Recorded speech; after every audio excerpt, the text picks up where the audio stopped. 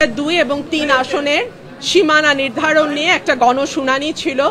আমি ব্রাহ্মণবাড়িয়া 2 এর পক্ষে সেই গণশুনানিতে অংশগ্রহণ করি। আমার পয়েন্ট ছিল 4-5টা।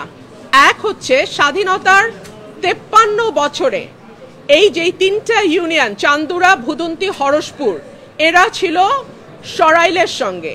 2008-এ তাদেরকে সরিয়ে দেয়া হয়, এই 3টা ইউনিয়নকে সরাইল উপজেলা থেকে সরিয়ে দেয়া হয়, যে কারণে দেশনেত্রী বেগম খালেদা জিয়া বারবার বলেছেন 2008-এর আগের সীমানায় আমরা ফিরে যেতে চাই। বিএনপির দাবি ছিল 2008-এর আগের সীমানায় ফিরে যাওয়া, এবং আমি আমার প্রথম আর্গুমেন্ট দিয়েছি যে যেহেতু দেশনেত্রী বেগম খালেদা জিয়া সব সময় বলেছেন যে 2008-এর আগের সীমানায় আমরা বিএনপি ফিরতে চাই, আমিও মনে করি 2008-এর আগে যে সীমানা ছিল সেইখানেই আমাদেরকে এখন ফিরে যাওয়া উচিত। মাঝখানে 15 বছর একটা ফ্যাসিস্ট সরকার ছিল, যারা তাদের নিজস্ব ভোট কারচুপির জন্য নিজস্ব সুবিধা অনুযায়ী সীমানা নির্ধারণ করেছে। সেই সীমানা আমরা মানি না, সেজন্য আমরা বলেছি 2008-এর আগের যে সীমানা, যেটা দেশনেত্রী বেগম খালেদা জিয়ার ইচ্ছা ছিল, সেখানে যাওয়া হোক। 2 হচ্ছে আমাদের ভোটার সংখ্যা 6 লক্ষ, মানে বিজয়নগরের ভোটার সংখ্যা বা ব্রাহ্মণবাড়িয়া 3-এর ভোটার সংখ্যা 6,10,000, আর আমাদের যেটা সরাইল আশুগঞ্জ সেখানে ভোটার সংখ্যা 4,20,000-এর মতো, আর এই 3টা ইউনিয়নের ভোটার হচ্ছে 1 লক্ষ। এই 1 লক্ষ যদি সরাইলের সঙ্গেও যুক্ত হয়, তারপরেও দেখা যাবে যে সদরের সঙ্গে বা বিজয়নগরের সঙ্গে সরাইলের ভোটার পার্থক্য অলমোস্ট 2 লাখ থেকে যায়। সো এত বড় একটা আসন সদর বা বিজয়নগর, সেই আসনটা অযৌক্তিক। বরং সরাইলের সাথে যদি 3টা ইউনিয়ন চলে আসে তাহলে ভোটার সংখ্যায় একটা ব্যালেন্স তৈরি হয়। 3 হচ্ছে এই 3টা ইউনিয়নে যারা বাস করে, ভুদন্তি, চান্দুরা এবং হরসপুরে, তাদের জমি জমার বেশিরভাগ কাজ সরাইলের সঙ্গে থাকে। সো তাদের জমির রেজিস্ট্রি থেকে শুরু করে অন্যান্য যে দাপ্তরিক কাজ, সেটা সরাইল ইউনিয়নে গিয়ে করতে হয়, সরাইল উপজেলায় গিয়ে করতে হয়। সে কারণে আমি বলেছি এই 3টা ইউনিয়নকে সরাইলের সঙ্গে যুক্ত করে দেয়া হোক। আরেকটা কথা, 3টা ইউনিয়নের লোকজন যদি বিজয়নগরে যায়, তাদের যাতায়াতের সময় লাগে অলমোস্ট 1.5 থেকে 2 ঘন্টা, আর যদি তারা সরাইলে আসে তাদের সময় লাগে 15 থেকে 20 মিনিট। তাহলে আপনারাই বলেন, যেই 3টা ইউনিয়ন বিজয়নগরে যেতে 1.5 ঘন্টা লাগে, আর যদি 10 মিনিট 15 মিনিটে তারা সরাইলে আসতে পারে, তাহলে তাদের কোথায় থাকা উচিত? সরাইলে থাকা উচিত নাকি বিজয়নগরে থাকা উচিত? এই প্রশ্নগুলোই আমি নির্বাচন কমিশনে তুলেছিলাম। অত্যন্ত দুঃখজনক ব্যাপার হলো এখানে একটি মারামারি হয়েছে। আমি যেহেতু একজন আইনজীবী, আমি মনে করেছি আমার কেস আমি নিজেই প্রেজেন্ট করব।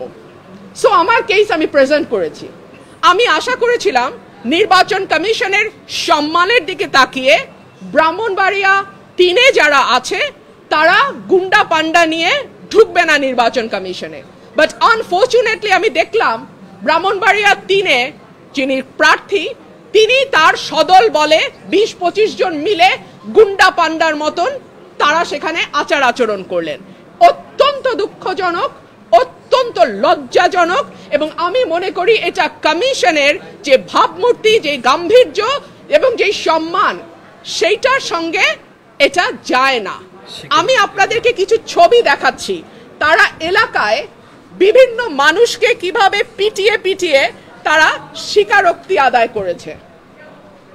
So this is there nature. হ্যাঁ, এখনো ইলেকশন আসে নাই, একটা সীমানা নির্ধারণ নিয়ে এলাকায় এইভাবে তারা পিটিয়ে, ব্রাহ্মণবাড়িয়া 3-এর যিনি আছেন তিনি এইভাবে পিটিয়ে পিটিয়ে মানুষকে স্বীকারোক্তি নিয়েছেন।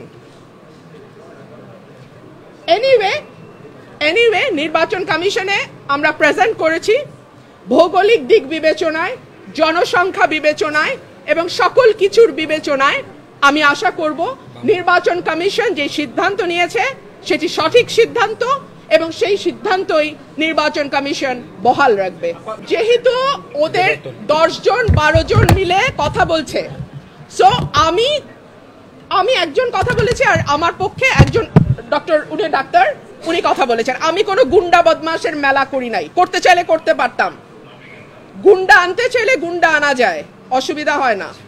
আমি ভদ্রলোক নিয়ে এসেছি, ভদ্রলোক আসবেন, কমিশনে শুনানি করবেন, রায় হবে, যেটা রায় হয় হবে। কিন্তু তারা যেহেতু গুন্ডা পান্ডা নিয়ে এসছে এবং আবল তাবল বকছে, কথা বলেই যাচ্ছে, আমি লাস্টে একটা কথা বলার জন্য দাঁড়িয়েছি, এবং যেটা 15 বছরে হয় নাই, সেটা আজকে হয়েছে। অলমোস্ট আমার গায়ে ধাক্কা দিয়ে আমাকে ফেলে দেওয়ার চেষ্টা হয়েছে। যেই বিএনপির নেতা কর্মীদের জন্য গত 15 বছর লড়াই করলাম, তারা আমাকে এখন ধাক্কা দেয়। তো ঠিক আছে, ধাক্কার বদলে তো ধাক্কা আসবেই, তাই না? সেটাই হয়েছে। আমি অ্যাকচুয়ালি সত্যিটা বলতে গিয়ে আমাকে প্রায় মেরে ফেলার মতো একটা অ্যাটাক করা হয়েছে। আর যদি উনি না থাকতেন কিংবা আমার ভাই শুভ না থাকতেন, তাহলে হয়তো বা ওনারা আমাকে মেরে ফেলতেন, এরকম একটা অবস্থা হয়েছে। আপনারা তো সবকিছু দেখছেনই, অথচ আমার দোষ ছিল, সত্যিটা বলতে গেছি। নির্বাচনের আগে একটা সীমানা নিয়ে যদি এইরকম আচরণ আমরা দেখি নিজের দলের মধ্যে, হু নোজ নির্বাচনে কি হবে।